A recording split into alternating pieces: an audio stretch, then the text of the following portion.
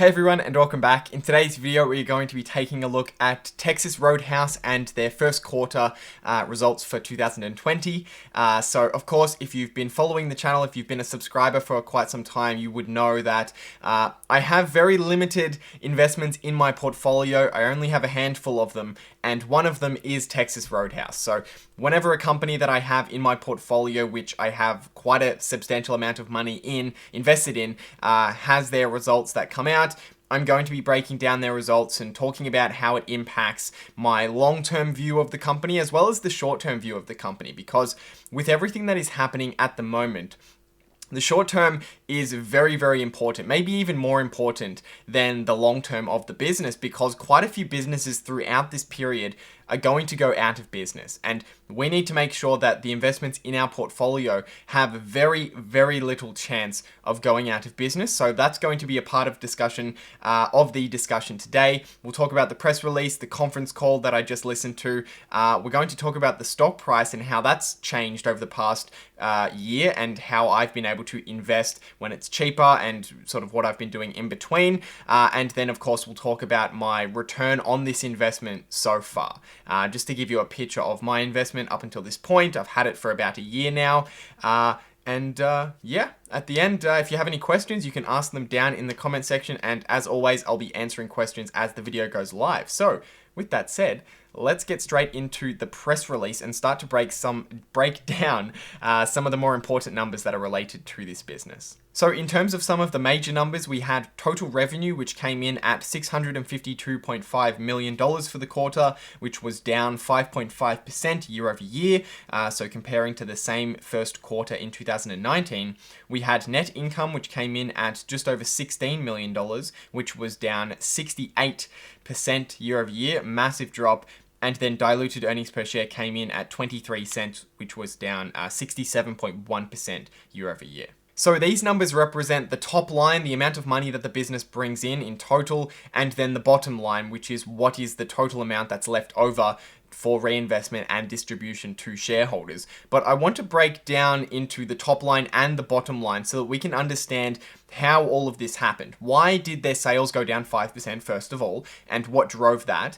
And then why did net income go down so much more? And then on top of that, why did earnings per share go down less? Even though it was a lot, it was slightly less than the total net income, the total profit number. So starting with the revenue number, the key components that go into revenue growth or revenue decline for a restaurant business is A, how many restaurants do they build or close during the period? And then B, what was the sales that were produced by each of the restaurants that existed? And the number that we look at for that second component is comparable restaurant sales. And in the press release, management broke down what the comparable restaurant sales were for each of the months during the period, January, February, and March. So you can see that in January, they had comparable restaurant sales of 8%, increase of 8%.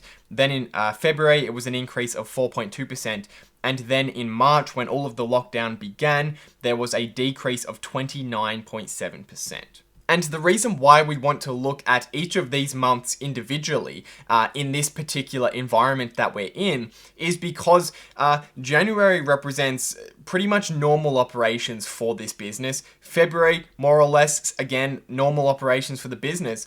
And then March was a situation where the business was in complete lockdown. They could not have people dine in, and they had to quickly figure out how they could transform their restaurants from a typical restaurant where people dine in to allowing for takeaway and pick up delivery in order for them to take their food and eat it at home or whatever. So it's important to look at each individually, and you can see that in the period where there was no lockdown, when the business was operating normally, they were seeing substantially higher than average increases in the amount of sales in their restaurants. 8% in January, which is off the charts, and 4%, which is pretty standard for Texas Roadhouse, but is still substantially higher than the average across most restaurants. And the decrease in the number of people who are going to Texas Roadhouse to eat does not surprise me at all with what is happening, and I also don't think that it impacts the long-term economic moat, competitive advantages that this business has over other restaurant businesses. So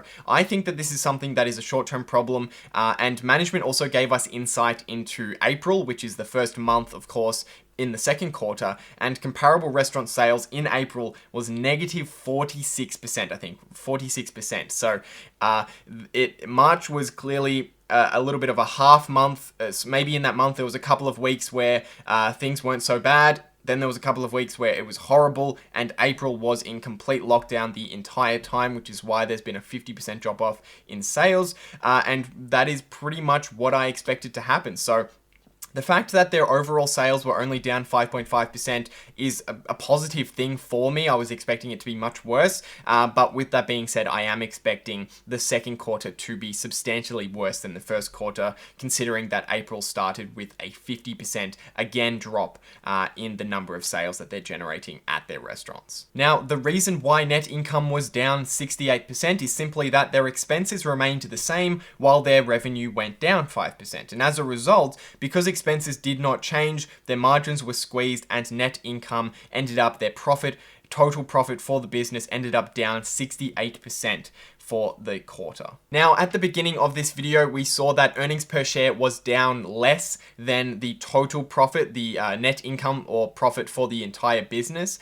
And what drove that was share repurchases done by the management team. So Texas Roadhouse's management has a history of really doing no share repurchases at most of the time when the business is operating normally and when the stock price reflects the great business that it is. But when there are times where the stock price is falling because of some kind of short-term event, last year that was due to higher labor costs that was scaring off a lot of investors. And this year, of course, it's the coronavirus outbreak. Management takes it upon themselves to take advantage of the low stock price, delete some shares, repurchase those shares, and therefore increase the share ownership for existing shareholders. So I was very pleased to see that.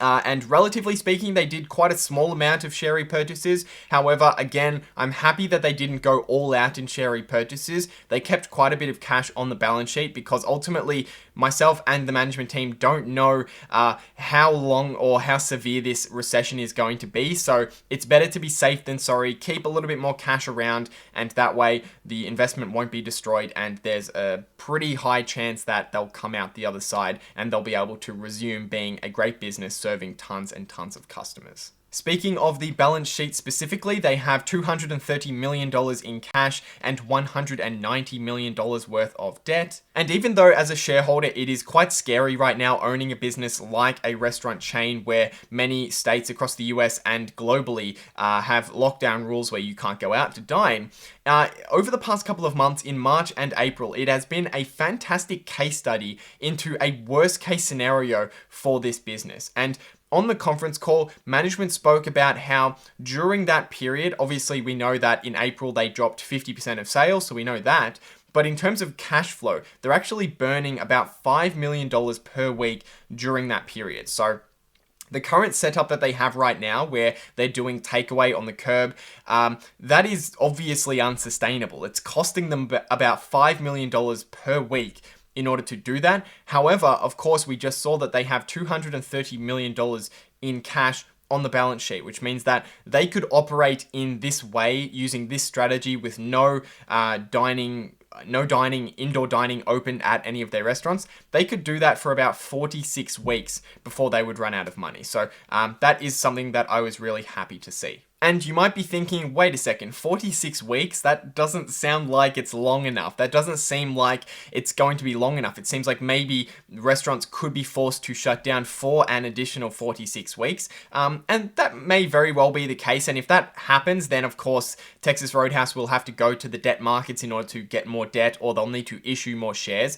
But I think that is very, very unlikely. And the reason why is that there are already states in the United States that are lifting restrictions on restaurants, which means that Texas Roadhouse is beginning the process starting, I think it was 4 days ago, they said on the conference call, they are beginning the process of opening up some of their restaurants. And the CEO said that he expects there to be about 125 out of their 600 restaurants in the US to be open by the end of May. So they're expecting some of their restaurants to go back to relatively normal. Of course, they're still going to have booths in their restaurants closed so that people aren't too close to each other because social distancing rules will still be in place. But it's a positive sign that the current situation, or the situation that this business has been in March and April, is probably not going to last for too long. They'll probably still be operating takeaway as a substantial part of their business, but they won't be burning $5 million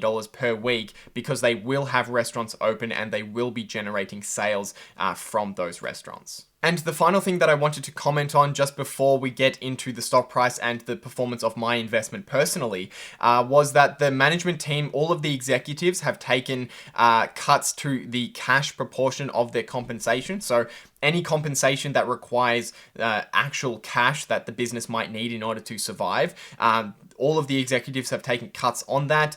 The CEO has completely wiped out his cash compensation, and he donated $5 million personally to frontline employees in order to pay their benefits and to pay for them while they're unable to work during this environment. So that right there, I just wanted to comment on and say that that's a really good sign of a management team that cares about the long-term success of the business. They're not a management team that is secretly selling off their personal wealth and trying to keep on to and maintain their compensation, and not a management team that's thinking, well, this is a sinking ship, I may as well get as much cash out of it as possible.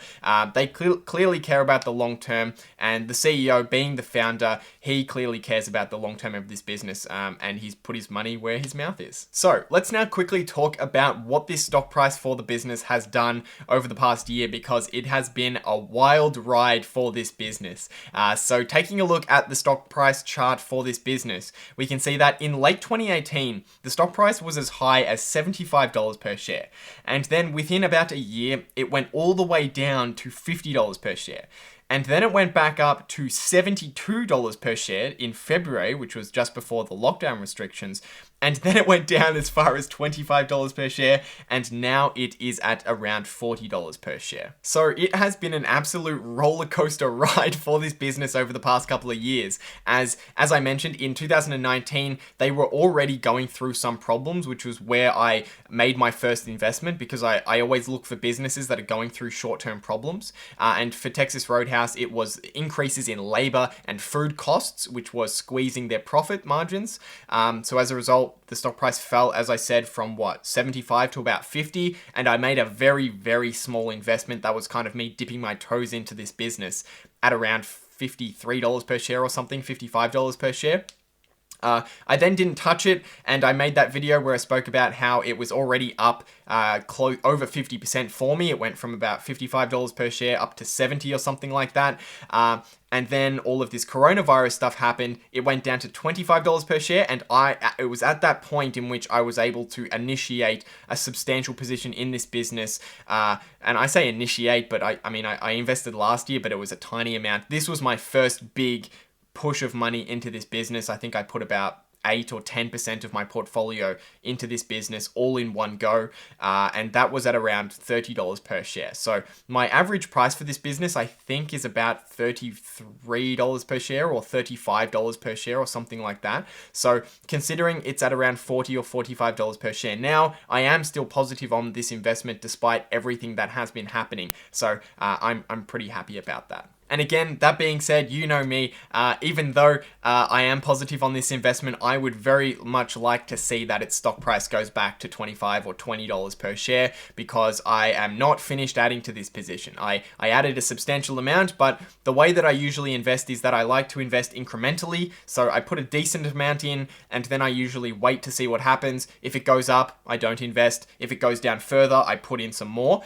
So it didn't go down further, which was unfortunate, but if it does in the future, and I think there's a good chance that the stock market in general or Texas Roadhouse individually will go down again and see another big crash, then I will be continuing to add to that position when it gets to prices where I feel that I can comfortably make my 15% return with my margin of safety. So that is what I wanted to talk about in today's video, and as I mentioned at the beginning, if you have a question or you have a comment on this business or some other business or anything really at all that you want to share, go down to the comment section and ask it now, and I'll be answering questions as this video goes live. And if you're new around here and you want to see more, then of course become a subscriber by hitting the subscribe button, hit the notification bell so you can get notified when I'm posting. But other than that, hope you guys have a great day, and I'll see you in the next video.